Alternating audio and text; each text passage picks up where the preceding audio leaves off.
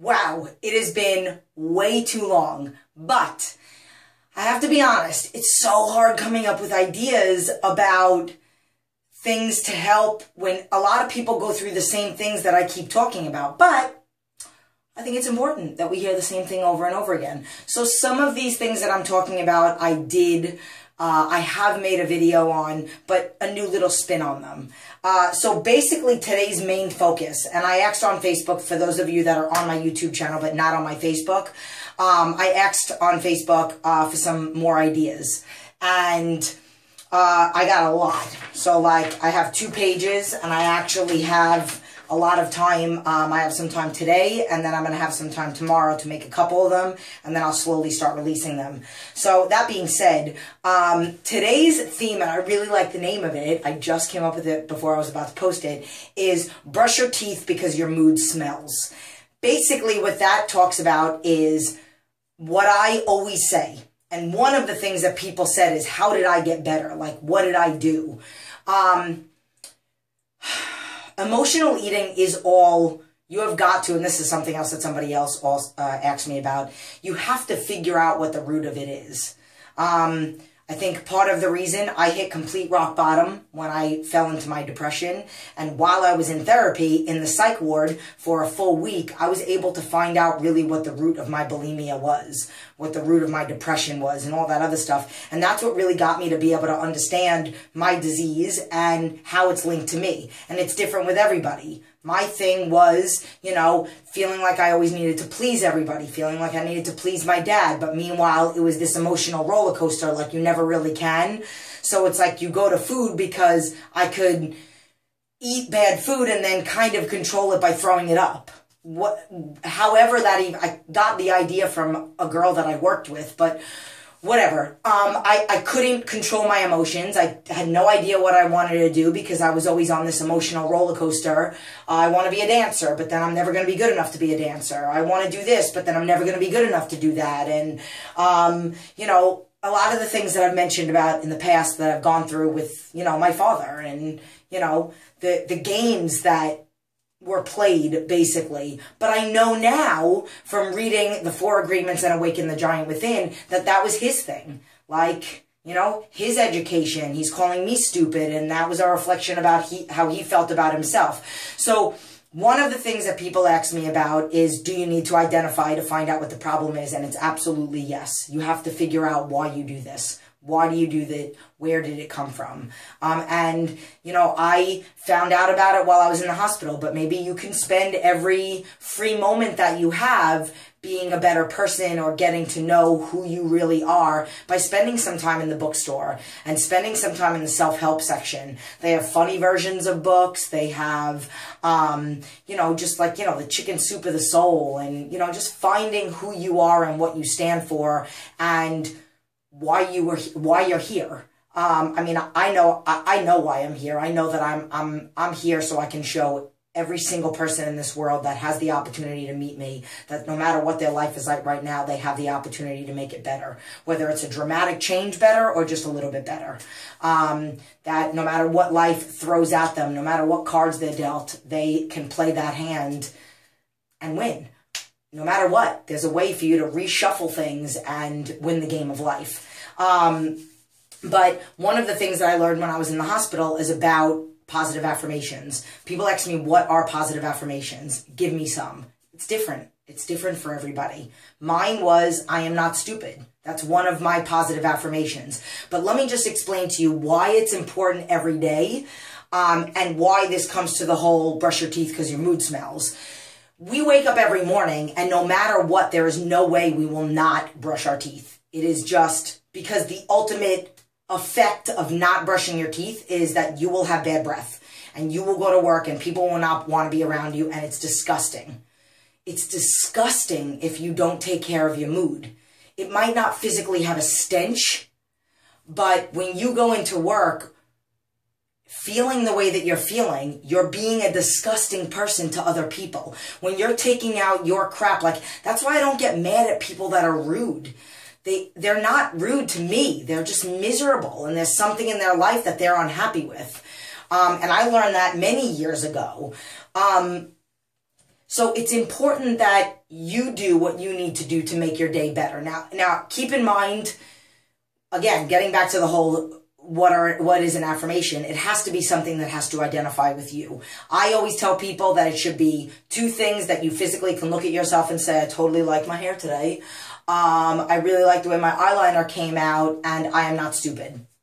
Like that was my 3 maybe in the morning. And then at the end of the night, it's, I had a really good day with my clients. I had an awesome workout. I am not stupid. And it's got to be something that you want to believe. And it's going to take a long time. Because here's the thing. You either are coming from many years of poor habits, negativity, and all that other stuff, and many hours in the day of that same thing. So 20-something years of being told that I'm stupid. That's what happened to me. Then you're in your own head. So throughout the day, you're doing your positive affirmations in the morning and doing them at night, but all those other hours in the day, there's either life, there's negative people, there's people that are in pissy moods, there's people with road rage, and you need to do your best to negate those things by starting it out in a good mood. And some people might have to do it more than once.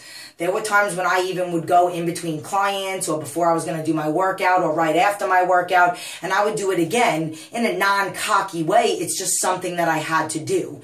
Because if you don't do it, your mood stinks. It smells like bad breath. And it's so important that you stay strong. It's not going to happen overnight.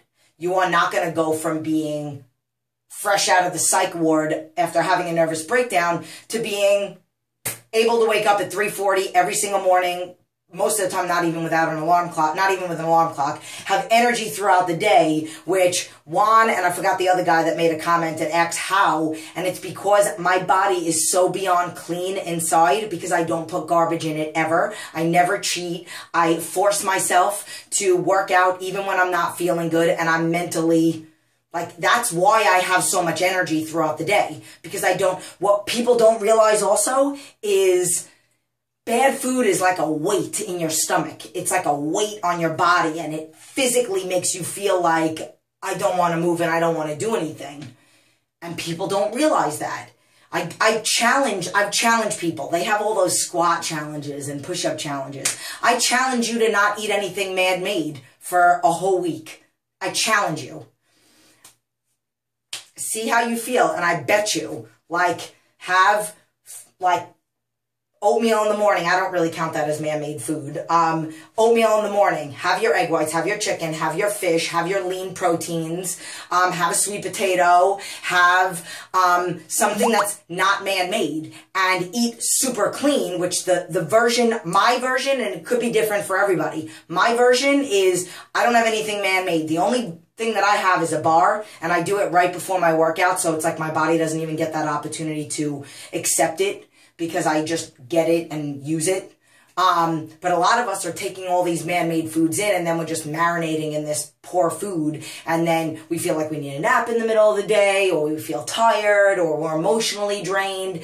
And then when I sleep and I get to bed at 9:30, I pass the heck out.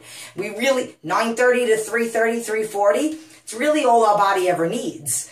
If I ever miss a half an hour, if I'm up late, or if my son is sick and he's, keeping me awake, that will affect my day the next day. And even though I missed a half an hour, I would probably end up needing like a 2-hour nap. But that's the reason why I have a lot of energy throughout the day. But getting back to and clearly these are all, you guys should have seen and should have known from like my first video that I clearly have ADD. But I make it all work because, I don't know if you can see, but I got Post-its everywhere. That's what makes my ADD attainable. I'm in the morning getting ready. ADD. I'm in the morning, I'm supposed to be talking about affirmations. Getting ready for my day, but I'm writing down all these different Post-its so I don't forget about the things that I need to do when I have a couple minutes to set them up. Like I have it set right there, and it says, because it's a holiday, so my son is off of school on Monday, that I got to remember to save to drop off my son at my father-in-law's house on Monday because I have to go to work. Then I have a whole bunch of different things that I'm going to do on Saturday. Then this has my name. This has all these different notes because I have a coaching call today for a client. This has all the notes over here, and I have like 2 more Post-its in the car of things that I have to do and other things that I already saved in my phone. So getting back to the positive affirmations, you have to stay strong throughout them.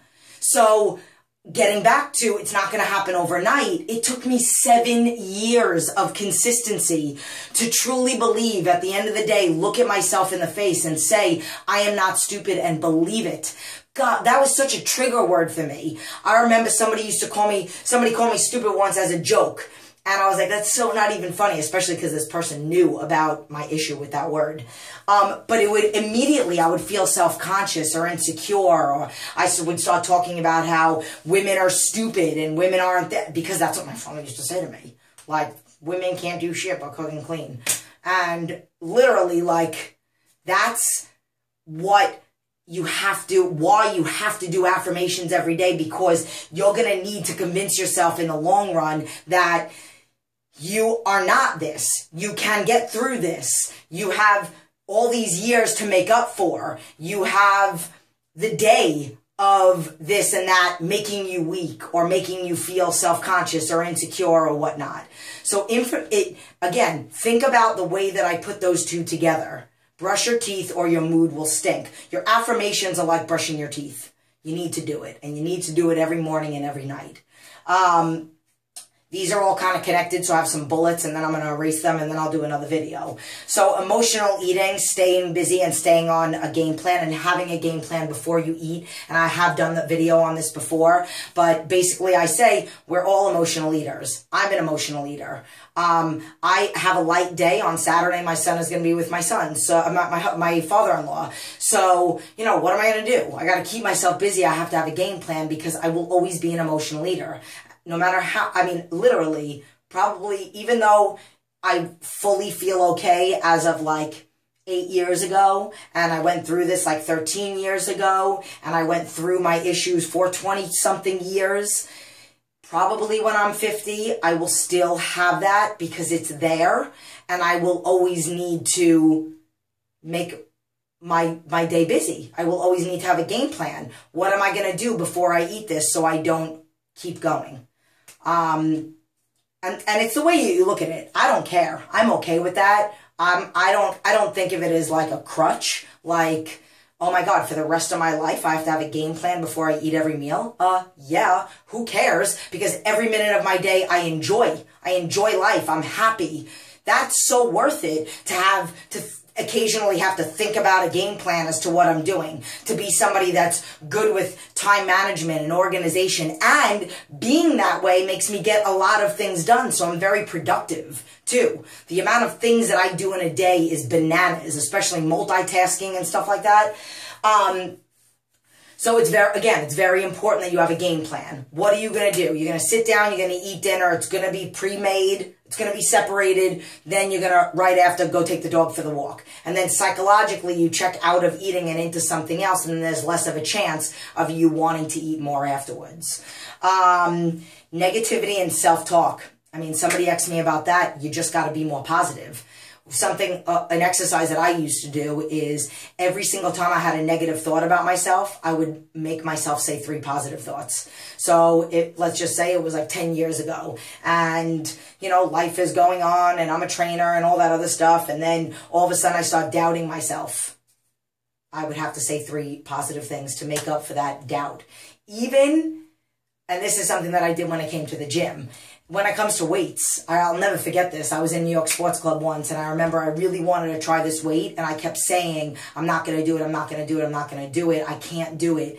And that's why my rules, when you come to my studio, you're not allowed to say the word I can't. No. I will always get you to do something that I think that you could do, and I'm the professional, and you're going to do it, and that's it. You don't have a say, so sorry. But with me, I really wanted to do it, and I think I kind of knew that maybe I could, but in the back of my mind, I was so much self-doubt, and I would force myself to do it and then a little bit more. That's what I would do with the weights. When I was like, oh my God, I don't think I'm going to be able to get that all the way up, I would say, I don't care, now you have to lift it. Or if I would grab a dumbbell and maybe it was a little bit too heavy, I would say, sorry, now you have to do it. You made your bed, you got to lay in it. So those are some of the things that I did. But, I mean, it's very important that every single time you have a negative thought that you do 3 positive ones. And you should do your best to try to negate that negative thought.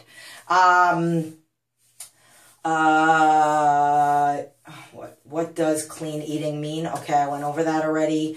And that's really it that I think I'm going to talk about with this one. And that's going to be my name of the video. And then there are a lot of other ones that I'm going to talk about.